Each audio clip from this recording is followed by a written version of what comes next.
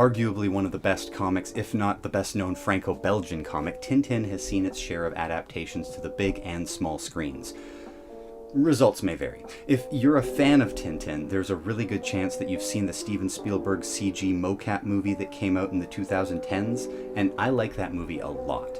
Its only crime is Peter Jackson and Spielberg promising sequels that they never delivered. But today, that's not the movie that I want to look at. Today we're going to look at Tintin and the Lake of Sharks. So, unlike Asterix or Lucky Luke, the 24 volumes of Tintin we got from Herge throughout his life is all we get. It's a great body of work, and most modern adaptations tend to follow the source material pretty closely. The Nelvana TV series, Adventures of Tintin, did a good job of faithfully recreating almost every adventure in animation, and I think most fans are pretty content with these for authenticity.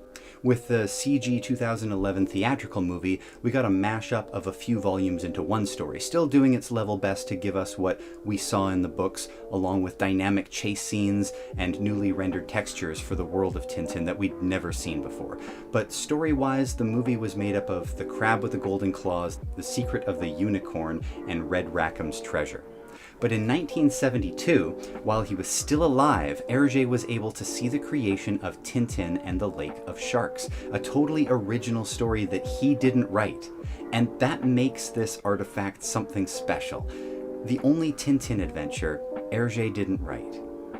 Now, fans online will skewer this movie, and they have fair points, I suppose. The music can be blaring and grating and squeaky.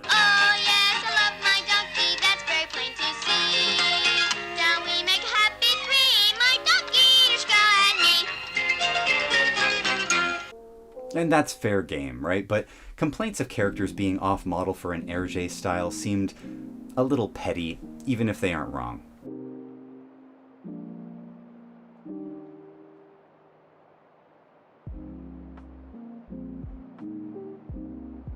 My pushback on those kinds of specific criticisms is that all the characters that matter are on model, including the Thompsons. Their differences in their mustaches, that's being observed there, and that's a pretty minuscule detail. So if people want to get flustered that Captain Haddock sounds a little bit like Popeye, okay.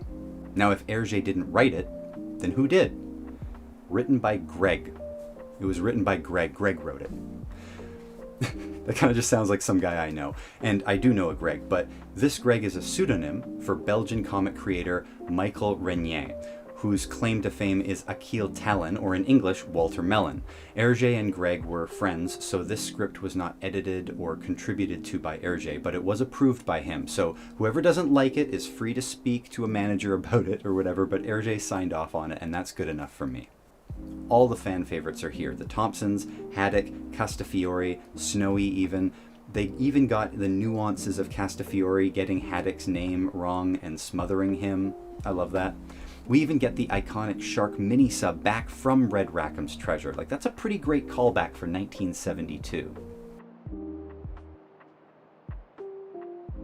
And Rastapopoulos is played as a sort of Blofeld-type villain, which, when I was a kid, I connected more to Dr. Claw from Inspector Gadget, but I love everything about the Rastapopoulos evolution into a Bond villain. I like his secret base and his monogrammed personal effects. I like his desk in the shape of a giant R.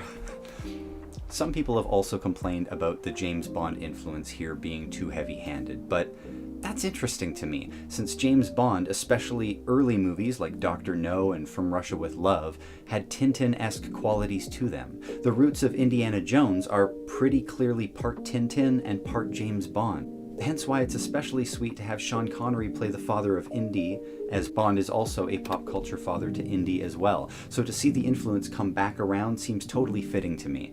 In 1972, the world had just seen the last Connery Bond and was about to see the first Roger Moore Bond, and I'm sure that had an impact in the zeitgeist.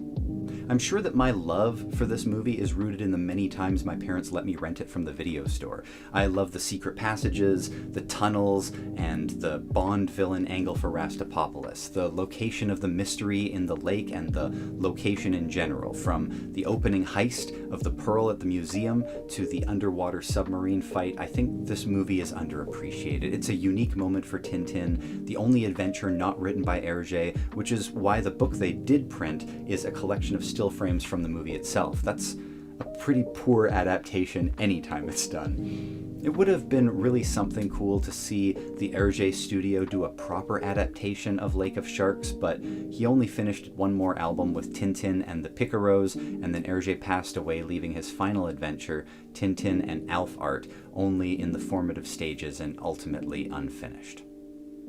See you guys next week.